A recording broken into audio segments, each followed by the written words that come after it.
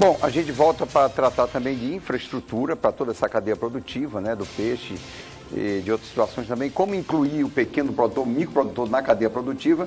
E uma outra questão também, eu acho que mais dirigida ao secretário Reis, Narciso, é o seguinte: o pequeno produtor, ele faz opção pelo gado. Sim. Pelo gado.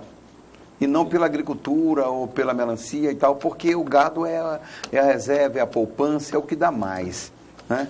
Então eu gostaria que a gente analisasse aí esses 3 pontos de vista. Não.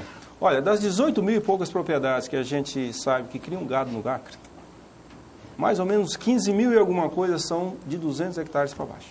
Então, eu sempre falo que pecuária no Acre é coisa de pequeno produtor. Os que têm acima de 2.500 hectares, a gente conta na mão. Eles juntos se tornam grandes. Entendeu?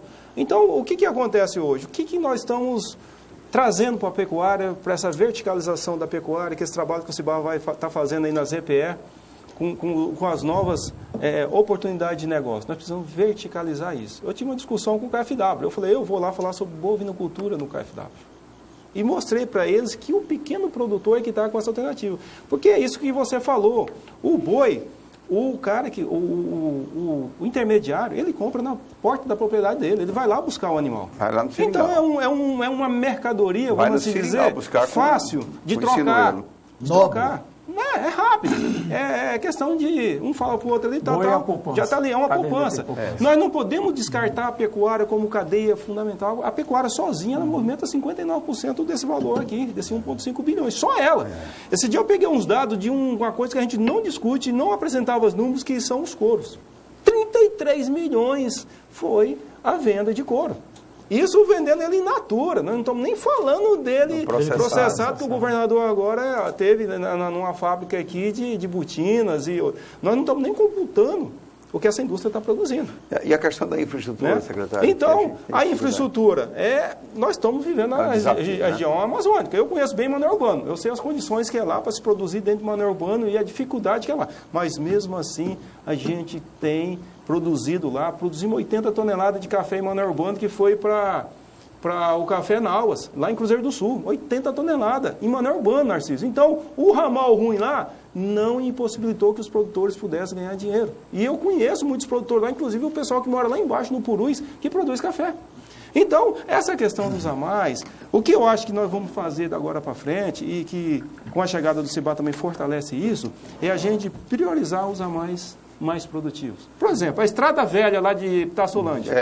Ali você conhece bem. Conheço. Toneladas e toneladas de suíno sai ali. De milho, aves, café. Milho, café.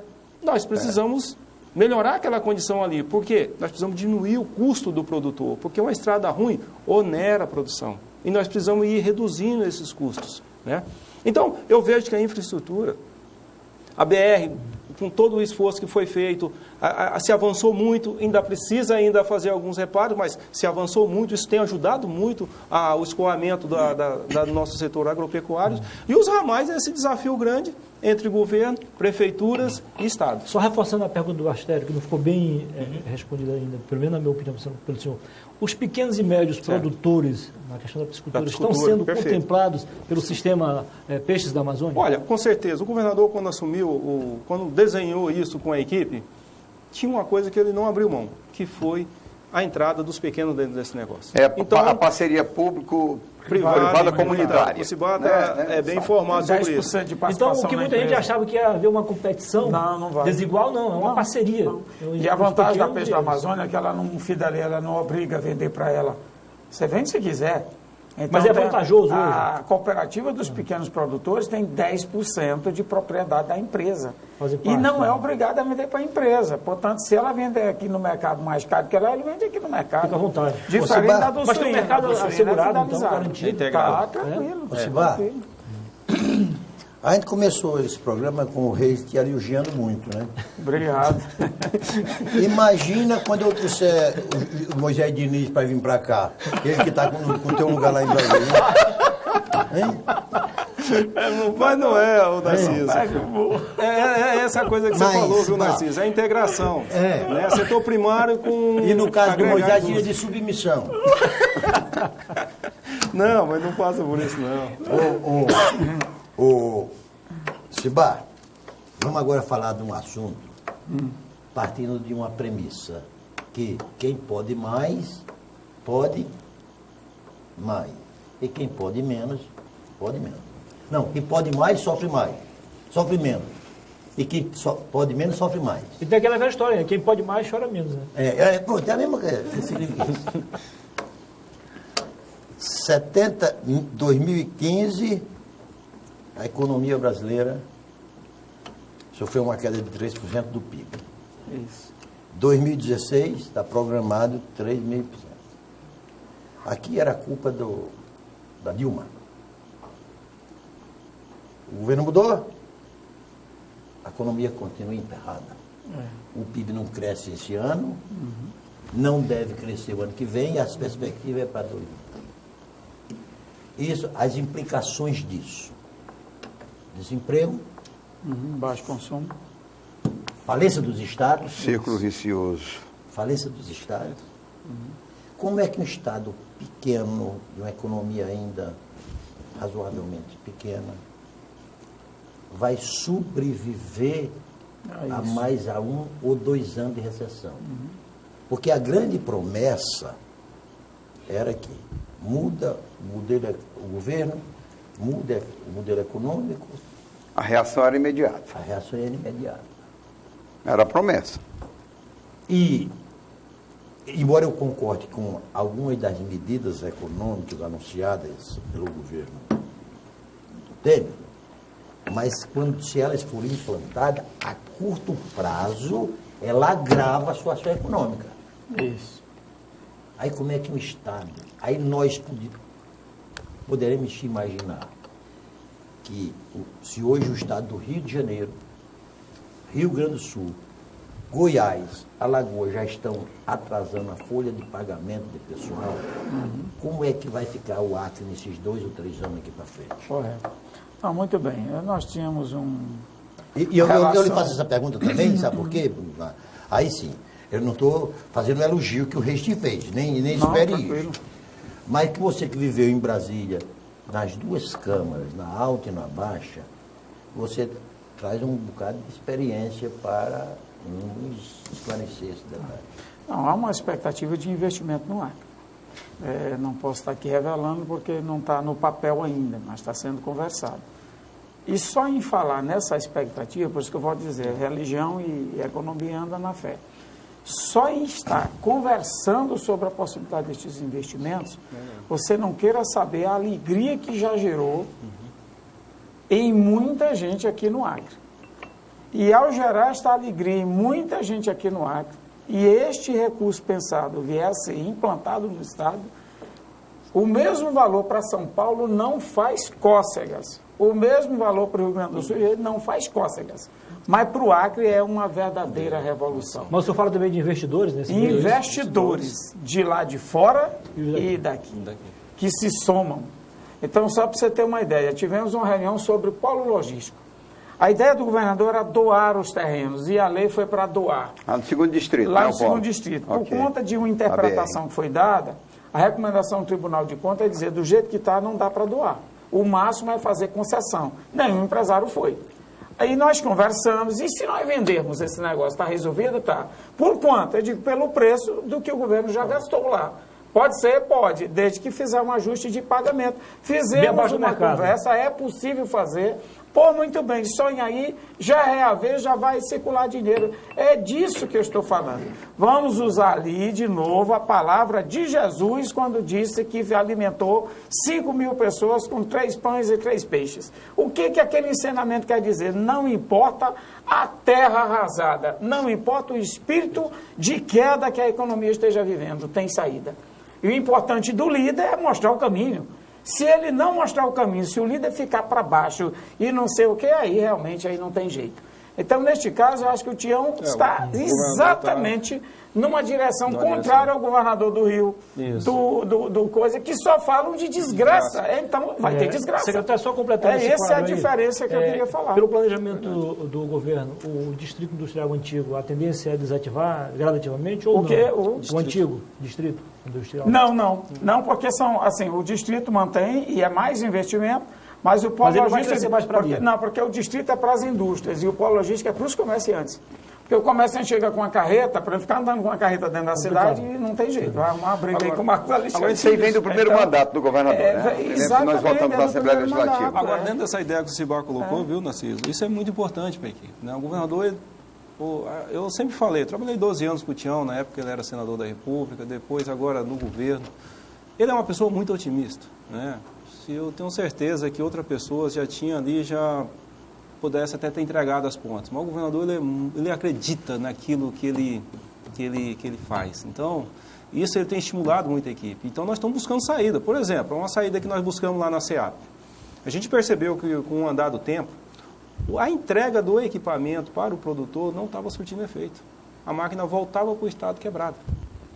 O que nós fizemos? Por mau uso ou falta de conhecimento? O que é? Mau uso, falta de conhecimento. O cara não sabia operar a máquina direito, dava para qualquer um, todo mundo operava. Então, eu falei, vou acabar com isso aqui. Mandei uma lei para a Assembleia e criamos lá o FUNAGRO, que é o Fundo Agropecuário. Então, nós vamos lançar ele agora. O produtor paga 60%, eu pago óleo diesel, combustível e operador. Ele se planeja, eu me planejo, eu sei a quantidade que nós estamos trabalhando, eu sei quanto que esse rapaz vai colher. A gente organiza o setor produtivo. Isso vai me impedir de eu estar o tempo todo atrás do governador, atrás de dinheiro para manter a secretaria. Com isso, eu mantenho toda a secretaria. Os silos que nós terceirizamos, o aluguel dos silos vem para dentro do fundo. Então, a gente começa a pegar receita daquilo que não havia receita. E como essa coisa da produção no Estado ainda é pequena, então tem um espaço enorme. Por isso que eu falo, o Acre é um estado de oportunidade. E qual foi a reação deles em relação ao projeto?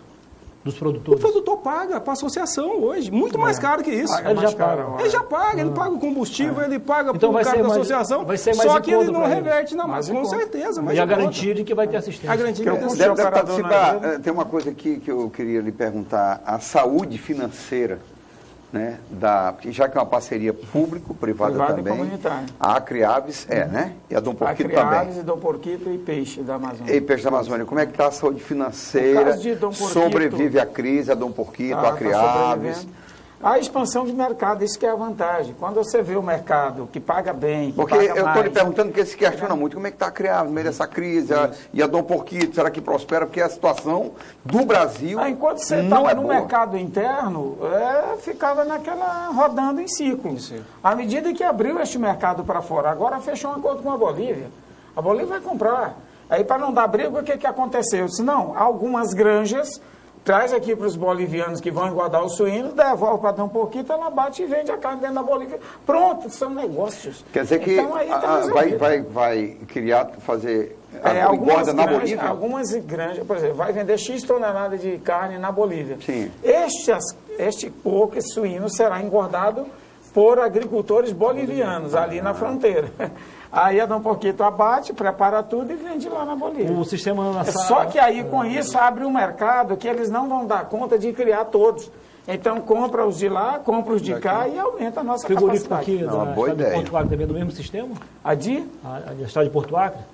Na Sara, né? Não, ali é outro modelo. Ali é outro modelo. Ali é outro modelo. Aí não tem vínculo lá com a Dom Porquito, não. Ali é 100% para o mercado local. Aí, os restaurantes daqui. Aí, Narciso, dentro daquela perspectiva que você falou de oportunidade, então se veja bem que o governador ele começou a criar esses ambientes aqui na fronteira. Então, semana passada já foi uma carreta de peixe lá para o Peru. Isso é dinheiro novo que entra dentro da economia e começa a circular dentro da economia. Essa parceria que o Cibar colocou com a Bolívia e tal. Então, nós estamos o quê? A crise nos forçou a pensar mais. A quebrar a cabeça em cima dos gargalos, porque precisa abastecer o carro da polícia, precisa botar remédio do hospital, precisa botar o Estado para andar. Deixa eu falar uma coisa de quando o empresário bota fé no negócio. Sabe o que um disse para nós aqui? Eu transporto uma carreta de pedra e ganho 10 mil reais na carreta. Agora, se eu transformar uma carreta de milho, eu ganho 50 mil reais. Já comprou 2 mil hectares de terra e está plantando tudo de milho. Então, para você ver, isso está quanto a saca do milho? 40 aí. Está em 40? 43, 44 reais. Então o milho também faz parte da a lata de castanha está batendo a 100 reais a lata. É porque, Narciso, tem uma coisa assim. A lata de castanha. De castanha. Viu, Astério? Tem uma coisa que é muito importante a gente colocar. O que é esse novo Acre? Vai ali no Jorge Moura para você ver 650 hectares de pura capoeira. capoeira braba mesmo. Virando tudo milho. Virou tudo milho, e uma parte em soja. E mais a cana. O Flávio Maia agora está com 1.200 hectares de milho plantado no Acre. Nós não tinha esses números hoje de produtores individuais produzindo isso. E o que está fazendo essas pessoas acreditar? Se vai deixar plantar? É o cenário. É o cenário econômico que está favorável. Eu vou ver se eu daqui, só para contar uma historiazinha que eu vivi no Rio Grande do Norte. Os produtos hortifrutigranjeiros de Natal vinha tudo de Pernambuco, do Rio, São da Francisco, cidade de Juazeiro, Petrolina. E chegou um governador lá no Rio Grande do Norte, isso há uns 40 anos atrás, e eu estou contando essa história para fazer uma comparação com a cidade hortifrutigranjeira que foi instalada aqui. Governo do Macedo. Governo do Macedo. Um projeto projeto muito bem concebido, bem montado e que não deu certo. Capixaba. Aí o que foi que o governador Cortez Pereira fez? Tem um rio perene lá, uns 25, 30 quilômetros de Natal, chamado Vale do Pium. Aí ele montou um projeto hortifrutigranjeiro. E ele foi para São Paulo e trouxe uns 30 ou 40 japoneses daqueles, especialista em cultura de tomate, de beterraba, Aí o governador foi altamente criticado na época, porque fez um projeto para Paulista tomar de conta. Tem que ter. E esse Senão não que é o mal. não tem sentido. Esse que é o mal. Resultado. Aí o Paulista contratou um potiguar para plantar outro. De repente, já não tem mais nenhum japonês lá e está tudo Só tem potiguar agora. Especialista. Que para mim não foi, deve ter sido um equívoco aqui na cidade de Hortifrutigranjeira, que pegou, construiu um projeto bem bonitinho, bem feitinho, bem direitinho, até porque foi construído na administração de um governador absolutamente correto e honesto, que era o Joaquim Macedo. Isso. Mas a implantação do projeto cometeu esse vício de origem. E você falava ainda agora que estava trazendo gente experimentada em determinadas áreas. Isso, exatamente. Que nós temos que entender que é desse tipo de contribuição que o nosso desenvolvimento precisa. Exatamente, com certeza. Quer dizer, talvez, se naquela época... Posso usar um exemplo Aí o que foi? Aí aqui? a nossa cidade hortifrutigranjeira aqui, aí cedemos a esse sentimentalista canhestra de não tem que dar para o seringueiro que perdeu... Narciso, a hortigranjeiro, naquela época, teve um escândalo, que foi plantio de maconha. Eu me lembro, você falou agora, eu me lembrei da manchete do jornal. Não, é verdade. Foi. A melancia plantaram foi maconha na hortigranjeira. O cara da melancia, você sabe, não exemplo. mais produtivo. Talvez se nós estivéssemos esperando pela inspiração do produtor acriano, nós estaríamos concluindo melancia da época própria. Exatamente. Nós fazendo melancia perene, não é só... Não é Tudo. E de Eu queria usar um né? exemplo rápido.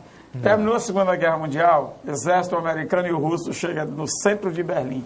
Aí diz que os soldados russos foram para os museus, pegar aquelas peças de arte, e os soldados americanos foram orientados a prender os engenheiros tops do Hitler. Levou só os melhores para os Estados Unidos. Aí... Levou Von Braun, o homem dos foguetes. do governo Hitler, o cientista, é verdade. Não se discute a qualidade da produção de peixe aqui. Não se discute. E nem a quantidade, né? Carne bovina também. Claro, mas isso aí já está consagrado, né?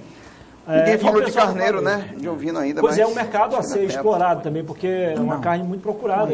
A transacriana aí. Saborosa e tal. Eu estou encontrando no mercado já. Mas, secretário, e eu já presenciei também, confesso que a qualidade é indiscutível. Agora tem uma... Isso é bom, porque gera divisa, gera riqueza para o nosso Estado. E para quem está investindo no negócio. Mas o consumidor que está nos assistindo, ele não interessa muito essa coisa. Ele quer, sabe o quê? A qualidade e que ele possa ter acesso. Eu pergunto, quando é que a gente vai poder ter isso? Porque ainda... E aí eu conversando no dia desse com o secretário Reis e também com o presidente da ANAC, o Inácio, ele disse que a cadeia produtiva ainda não está funcionando 100% regional e tal. Alguns produtos são importados ainda. Quando é que a gente vai chegar lá com um preço mais acessível? Deixa eu usar uma frase aqui que alguns não gostam, mas eu tenho que ser sincero porque, graças a Deus, é a minha marca. Eu tenho que dizer o que eu estou pensando. tudo não é para todos. Nós temos que regionalizar o Estado. O que cabe em Brasileia é para Brasileia. É melhor botar lá do que botar num lugar que vai ter um custo impagável. Entendi. Aí não resolve a vida da pessoa nem lá e nem cá, é um problema. O que é a maior aptidão de Acrelândia, etc. Se nós não fizermos assim, aí todo mundo quer tudo. Deu dinheiro no milho, todo mundo quer milho. Agora inclusive já fizeram isso antes e não deu certo, né? Com Guaraná. Não dá certo. Trouxeram Guaraná de Cruzeiro do Sul para Acrelândia. Aproveitar as suas potencialidades. Este é o raciocínio lógico, e se nós pegarmos o zoneamento já diz tudo. É só obedecer o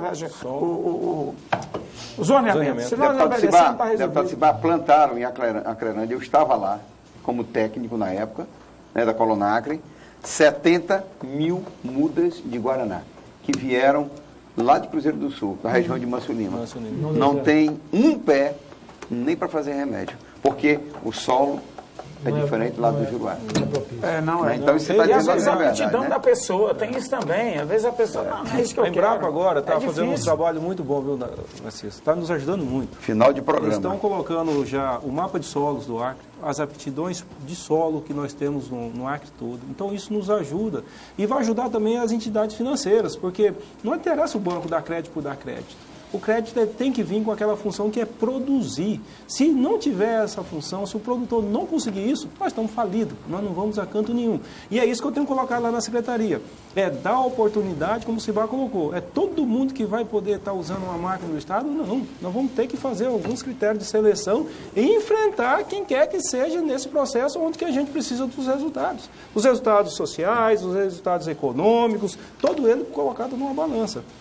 Então, esse trabalho é um trabalho que nós vamos ter que fazer no dia a dia e corrigindo. Agora, eu digo para vocês, o novo Acre está aí. Tem muita gente que quer desconhecer porque é oposição, porque quer criticar. Mas esse novo Acre está presente, nós temos várias áreas, cadeias produtivas que estão se consolidando e outras que vão se consolidar daqui a uns anos.